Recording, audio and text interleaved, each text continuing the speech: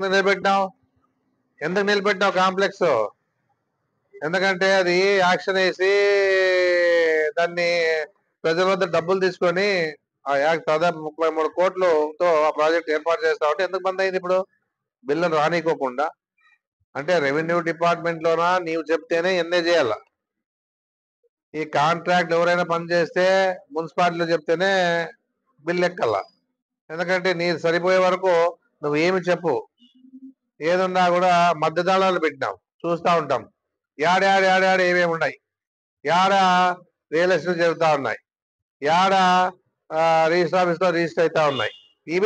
ఇవి తప్ప register office లోన పోయి అక్కడ కూర్చోక్కడ వాళ్ళు మనిషి ఎన్ని రిజిస్ట్రేషన్ అవుతా ఉన్నాయి, మళ్ళీ ఏ విధంగా ఇది జరుగుతా ఉంది, మళ్ళీ మాకేం ఆదాయం రావడం లేదని ఎవరు దాని గురించి రిజిస్ట్రేషన్ ఆఫీస్ లో ఎప్పుడు కూడా మేము ఎప్పుడు కూడా ఆశించలే. అన్ని ఏదో ఆ రోజు వచ్చి ఉన్న గుట్టుని బయట పెట్టేవాళ్ళు మీరు. అలాంటి పరిస్థితిలో ఎప్పుడైనా ఎక్కడైనా ఏదైనా మనం రిజిస్టర్ ఆఫీస్ లో తీసుకున్నామని కూడా చెప్పాల్సిన బాధ్యత ఉంది మీడియా వాళ్ళకి, ప్రెస్ వాళ్ళకి. ఏది కూడా ఎప్పుడు కూడా ఇలాంటివన్నీ నడిచే పరిస్థితి లేదు. ఏదైనా నీకు అవకాశం వచ్చింది, భగవంతుడు ఇచ్చాడు, మాకే అదృష్టం లేదు, మేము ఓడిపోయినాం, దాని గురించి ఆలోచన చేయలే. మీరు ఇప్పుడైనా ఆదోని డెవలప్మెంట్ కోసం ఏం చేస్తారు చెప్పండి ప్రజలకు, అంతే. విని వచ్చింది దాన్ని రాగం తీసి చెప్తా ఉంటావు. వాడు ఇన్నేవాళ్ళు కోపం ఉందో లేదు కానీ మొదట్లోనే బాగానే చూశారు. ఇప్పుడు 6 నెలలు అయింది కాబట్టి ఎవరు చూసావు, అది వచ్చిందంటే పక్కన ఫార్వర్డ్ చేసేస్తాం. ఈ విధంగా ఈ రోజు ఆదోళనలో జరుగుతా ఉంది. ధైర్యం ఉంటే నువ్వు తెలుగుదేశం పార్టీలో చంద్రబాబు నాయుడు గురించి నేను చెప్తే చంద్రబాబు నాయుడు చెప్పినట్టు యాటికి పోయేది మాట. ఎంత ధైర్యం ఉంటే నువ్వు మాట్లాడతావు. పవన్ కళ్యాణ్ చెప్తే నేను చెప్తాను. ఒక్కరైనా ఈ తెలుగుదేశం పార్టీ వాళ్ళు కానీ లేకపోతే జనసేన పార్టీ వాళ్ళు కానీ ఏదైనా మాట్లాడినారా? మాలాంటి వాళ్ళు కూడా గౌరవిస్తాం చంద్రబాబు నాయుడుకి, మాలాంటి వాళ్ళు పవన్ కళ్యాణ్ గౌరవిస్తాం. ఎందుకంటే వాళ్ళ పార్టీ ఉంది, గౌరవం ఇవ్వాల. ఎందుకంటే ఏ రోజు కూడా వాళ్ళ గురించి మేము ఏ పొద్దు కూడా తప్పు మాట్లాడలే.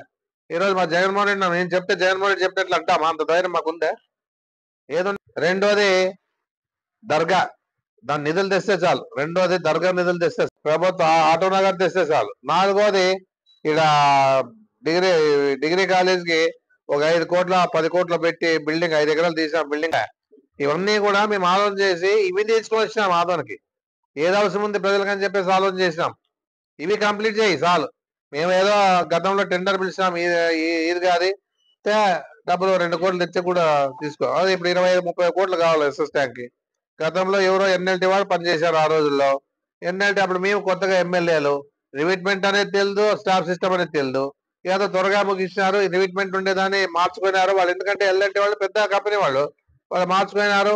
వాళ్ళు అప్పుడు ఉండే అధికారులు కూడా ఆ విధంగా చేశారు కాబట్టి ఈరోజు స్టాఫ్ చేసిన తర్వాత నిలబడలేకపోయింది. అది ఇబ్బంది ఉంది కాబట్టి మేము దాన్ని ₹1 కోటి పెట్టి కంట్రోల్ చేశాం.